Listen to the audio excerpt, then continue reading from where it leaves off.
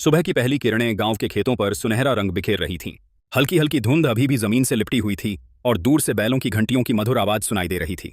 गांव की गलियों में शांति थी, लेकिन उस शांति के बीच एक छोटे से मिट्टी के घर के आंगन में बैठा एक युवक, रवि, अपने हाथ में एक पुरानी, समय से पीली पड़ चुकी चिट्ठी थामे था।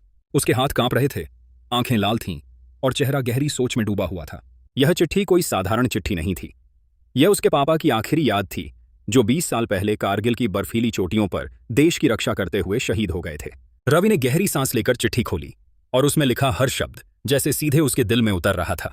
पापा का साफ सुथरा लेकिन थोड़ा डगमगाता हुआ लिखा था, बेटा, अगर मैं वापस ना आऊं तो मां का ध्यान रखना और कभी अपने देश से मुंह मत मोड़ना। इन शब्दों को पढ़ते ही रवि की आंखों में आंसू भर आए। उसे याद आ गया कैसे बचपन में पापा उसे अपने कंधों पर बैठाकर खेतों में घुमाते थे, कैसे वो उसे तिरंगे का मतलब समझाते थे और कैसे उन्होंने कहा था, एक दिन तू भी इस वर्दी का मान बढ़ाएगा। उसने चिट्ठी को सीने से लगाया, जैसे पापा की धड़कन को महसूस कर रहा हो। फिर उठकर घर के कोने में रखी पुरानी लकड़ी की संदूकची खोली। उसमें पापा की पुरानी फौजी वर्दी और बूट रखे थे। वर्दी की खुशबू में अब भी मिट्टी, पसीना और बलिदान की गंध थी। रवि ने वर्दी को हाथों में लिया।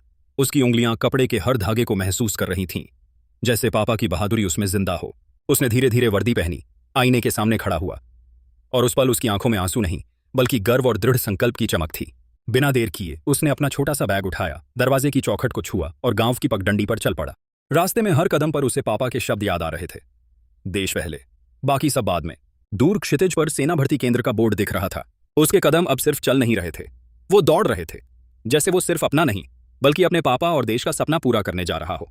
हवा में तिरंगा लहरा रहा था और उसकी आंखों में बस वही तिरंगा था, क्योंकि रवि अब जान चुका था कि देश के लिए जीना और मरना ही उसकी असली पहचान है। कुछ सपने सिर्फ हमारे नहीं होते, वो हमारे पिताओं, हमारे देश और आने वाली पीढ़ियों के लिए होते हैं।